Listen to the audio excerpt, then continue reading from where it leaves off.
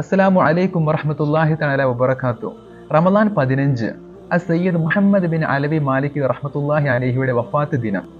വിശ്വപ്രസിദ്ധ ഹദീസ് പണ്ഡിതനും മുഹദ്ദിസുൽ ഹറമൈനി എന്ന പേരിൽ അറിയപ്പെട്ടവരും ഹിജാസിൽ വിശിഷ്യ മക്കം ഹറമിൽ ഹദീസിൽ ദീർഘകാലം ദർസ് നടത്തിയ വലിയ പണ്ഡിതനായിരുന്നു സയ്യിദ് മുഹമ്മദ് അലവി മാലികി റഹ്മത്തുള്ളാഹി അലൈഹി.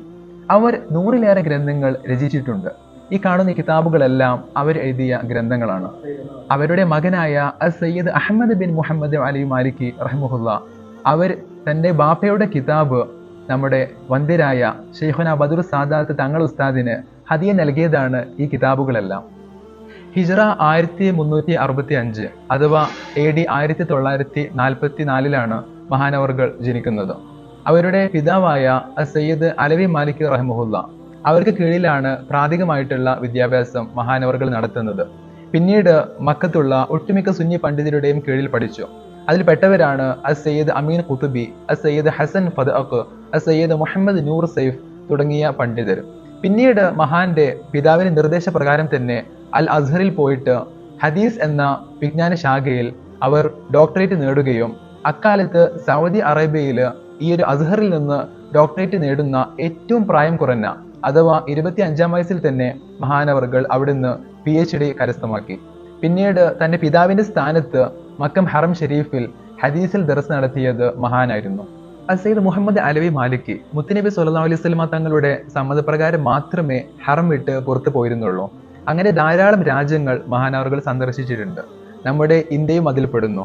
ഇന്ത്യയിലേക്ക് ധാരാളം തവണ വന്ന സയ്യിദ് മുഹമ്മദ് അലവി മാലികി ഇന്ത്യയിലേക്ക് വന്ന സമയത്ത് ഇവിടുത്തെ വലിയ സൂഫി പണ്ഡിതനായിരുന്ന സയ്യിദ് അഹമ്മദ് റളാഖാൻ ബറൽവി അവരുടെ മകനായ മുസ്തഫ റളാഖാൻ ബറൽവി അവരുടെ ശിഷ്യത്വം സ്വീകരിക്കുകയും പിന്നീട് 2 തവണ കേരളത്തിലേക്കും അദ്ദേഹം വന്നിട്ടുണ്ട്.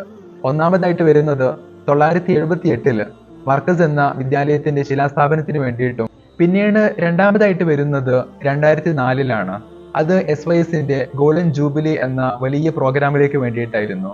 അന്ന് ലക്ഷക്കണക്കിന് ആളുകളുടെ മുമ്പിൽ വെച്ചിട്ട് അദ്ദേഹം അഭിസംബോധന ചെയ്യുന്ന വീഡിയോ ഇന്നും യൂട്യൂബിൽ ലഭ്യമാണ്.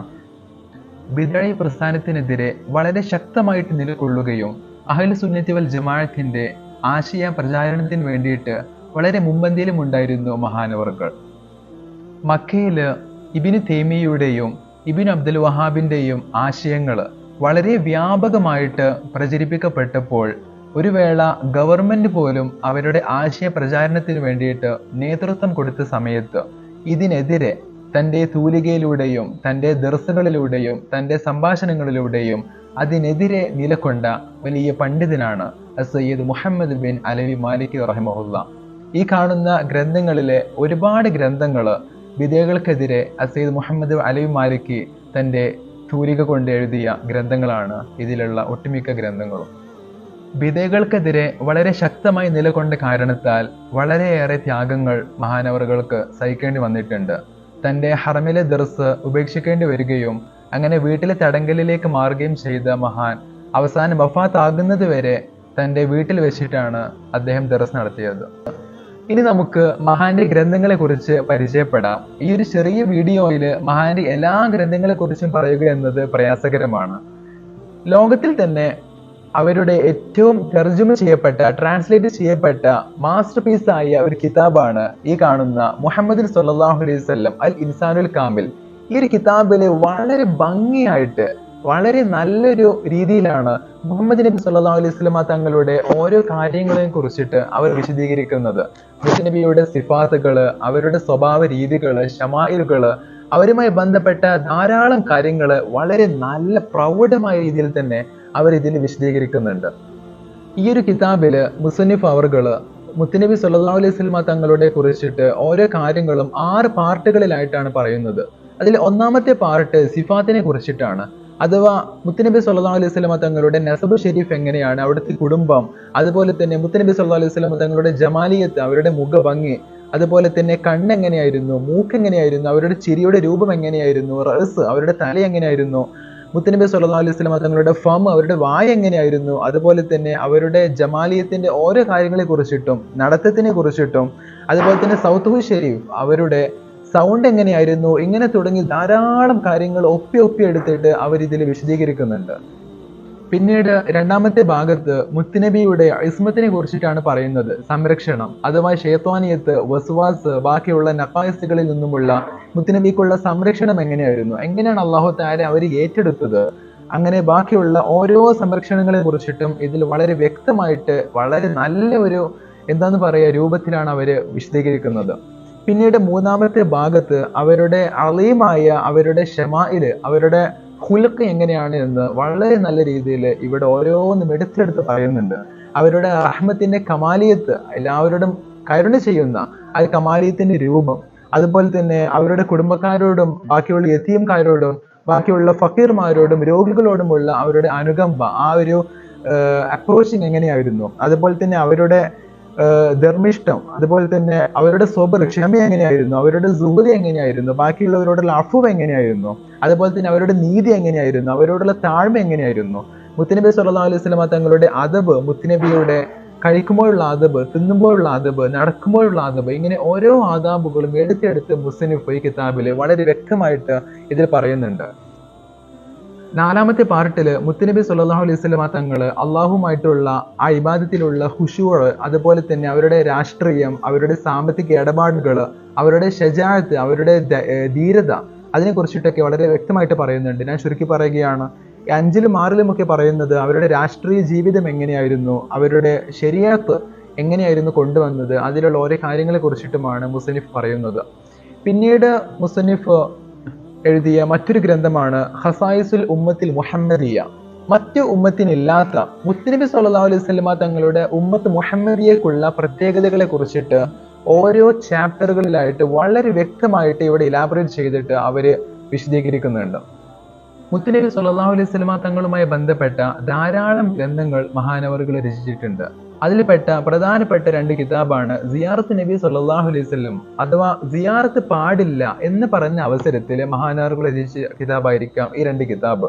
ഒന്ന് സിയാറത്ത് നബവിയ്യ ബൈനൽ ബിദ്അത്തി വശറഇയ്യ, ഈ ഒരു കിതാബ്. മറ്റൊന്നാണ് ശിഫാഉൽ ഫുആദ് ബിസിയാറത്തി ഖൈറുൽ ഇബാദ് എന്ന മറ്റൊരു കിതാബ്. ഇത് രണ്ടും സിയാറത്തുമായി ബന്ധപ്പെട്ട 2 കിതാബുകളാണ്. പിന്നീട് മുത്തുനബി സല്ലല്ലാഹു അലൈഹി വസല്ലം തങ്ങളുടെ ഇസ്രാ മിഅ്റാജ് യാത്ര, അതിനെക്കുറിച്ച് പരാമർശിക്കുന്ന 2 കിതാബുകളാണ്. ഒന്ന് അൽ അൻവാറുൽ ബഹിയ മിൻ ഇസ്രാ വൽ മിഅ്റാജ് ഖൈറുൽ ബരിയ എന്ന ഈ കിതാബും, മറ്റൊന്ന് വളരെ പ്രൗഢമായ ഒരു കിതാബാണ് വഹുവ ബിൽ ഉഫുഖിൽ അഅ്ലാ എന്ന ഈ ഒരു കിതാബ്. ഇതിൽ ഇസ്രാ മിഅ്റാജ് യാത്രകളെ കുറിച്ചിട്ട് വളരെ പ്രൗഢമായിട്ട് തന്നെ മഹാനവറുകൾ ഇതിൽ പറയുന്നുണ്ട്. മറ്റൊരു കിതാബാണ് അൽ ബുഷ്റ, അഥവാ ഖദീജ ബീവി റളിയല്ലാഹു അൻഹയെ കുറിച്ച് മനാഖിബ് പറയുന്ന ഈ ഒരു ചെറു കിതാബ്. മുത്തുനബി സല്ലല്ലാഹു അലൈഹി വസല്ലമ തങ്ങളുടെ നബിദിനാഘോഷം പാടില്ല എന്ന് പറഞ്ഞ് ചില രംഗത്ത് വന്നപ്പോൾ എഴുതിയ ഗ്രന്ഥങ്ങളാണ് ഈ കാണുന്ന ഗ്രന്ഥങ്ങൾ. അതിൽപ്പെട്ട ഒന്നാണ് അൽ ബയാൻ വ തഅരീഫ്, അതുപോലെ തന്നെ ഹൗല ദിക്റ അൽ ഇഹ്തിഫാൽ മൗലിദിൻ നബവിയ്യ എന്ന ഈ കിതാബ്.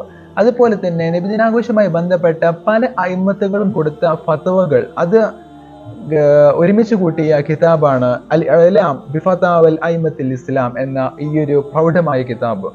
അതുപോലെ തന്നെ ഇനിയും ധാരാളം കിതാബുകൾ മൗലിദുമായി ബന്ധപ്പെട്ട രചനകൾ അവർ നടത്തിയിട്ടുണ്ട്. അതുപോലെ തന്നെ അവരുടെ കിതാബുകളിൽ നമ്മൾ എടുത്തു പറയേണ്ട ഒരു കിതാബാണ് മഫാഹീം യജിബു അൻ തുസഹഹ് എന്ന ഈ കിതാബ്. ലോകത്തിലെ വ്യത്യസ്ത ലാംഗ്വേജുകളിലേക്ക് ട്രാൻസ്ലേറ്റ് ചെയ്യപ്പെട്ട ഈ ഒരു കിതാബ്, അഥവാ തിരുത്തപ്പെടേണ്ട ധാരണകൾ എന്നർത്ഥം വരുന്ന ഈ മഫാഹിം എന്ന കിതാബ്, ഇതിൽ ധാരാളം കാര്യങ്ങൾ പറയുന്നുണ്ട്. അഥവാ അഹ്ലുസുന്നത്തി വൽ ജമാഅത്തിൽപ്പെട്ട ഓരോ കാര്യങ്ങളും ഇതിൽ ചർച്ച ചെയ്യുന്നുണ്ട്. ഒരു മുതഅല്ലിം ഒരു തവണയെങ്കിലും വായിച്ചിരിക്കേണ്ട ഈ ഒരു കിതാബ് വ്യത്യസ്ത ഭാഷകളിലേക്ക് ട്രാൻസ്ലേറ്റ് ചെയ്യപ്പെട്ടു. നമ്മുടെ മലയാളത്തിലേക്കും നമുക്ക് എല്ലാവർക്കും സുപരിചിതനായ PMK ഫൈസി അവരിതിലേക്ക് ട്രാൻസ്ലേറ്റ് ചെയ്തിട്ടുണ്ട്. അവരുടെ ശ്രദ്ധേയമായ മറ്റൊരു കിതാബാണ് അൽ മുഖ്താർ മിൻ കലാമിൽ അഖ്യാർ. ഇതിൽ പറയുന്നത് മുത്തുനബി സല്ലല്ലാഹു അലൈഹി വസല്ലമ തങ്ങൾ മുതൽ തുടങ്ങി അവരുടെ സ്വഹാബത്ത്, താബിഈങ്ങൾ, തബഉ താബിഈങ്ങൾ, മറ്റുള്ള സ്വാലിഹീങ്ങൾ, ഇങ്ങനെ നിരവധി ആളുകളുടെ പ്രശസ്തമായ കലാം വാക്യങ്ങളാണ് ഈ കിതാബിലുള്ളത്. പ്രഭാഷകന്മാർക്ക് വളരെയേറെ ഉപകരിക്കുന്ന കിതാബ് തന്നെയാണ് അൽ മുഖ്താർ എന്ന ഈ ഒരു കിതാബ്. ഖവായിദുകൾ, ഉസൂല്, അതിനെ കുറിച്ചിട്ട് പറയുന്ന ധാരാളം രചനകളുണ്ട്. ഉസൂലുൽ ഹദീസ്, ഉസൂലുൽ തഫ്സീർ, അതുപോലെ തന്നെ ഉസൂലുൽ ഫിഖ്ഹ്, ഇങ്ങനെ ധാരാളം കിതാബുകൾ. അതിൽപ്പെട്ട ഒന്നാണ് അൽ ഖവായിദുൽ അസാസിയ, അഥവാ ഉസൂലുൽ ഫിഖ്ഹിൽ ജമുൽ ജവാമി ഓതുന്നതിന് മുമ്പായിട്ട് ഒരു മുതഅല്ലിം തീർച്ചയായിട്ടും ഓതിരിക്കേണ്ട ഒരു കിതാബാണ് അൽ ഖവായിദുൽ അസാസിയ. അതുപോലെ തന്നെ അൽ ഖവായിദുൽ അസാസിയ ഫി ഇൽമി മുസ്തലഹിൽ ഹദീസ്, ഉസൂലുൽ ഹദീസിൽ രചിച്ച ഒരു ഖവായിദുമായി ബന്ധപ്പെട്ട കിതാബാണ് ഈ ഒരു കിതാബ്.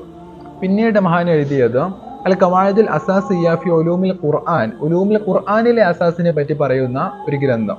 അതുപോലെ തന്നെ അൽ മൻഹലുൽ ലത്തീഫ്, ഇത് വളരെ ബൃഹത്തായ ഒരു ഗ്രന്ഥമാണ്. ഇതില് ഉസൂലുൽ ഹദീസ് അതിനെ പറ്റി പരാമർശിക്കുന്ന ഒരു പ്രൗഢമായ ഒരു കിതാബാണ്.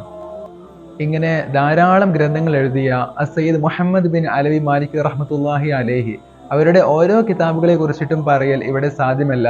മഹാനവറുകളുടെ മദദ് കൊണ്ട് ഈ ലോകത്ത് നമ്മളെ എല്ലാവരെയും വിജയിപ്പിക്കുമാറാകട്ടെ. അസ്സലാമു അലൈക്കും വറഹ്മത്തുള്ളാഹി വബറകാതുഹു.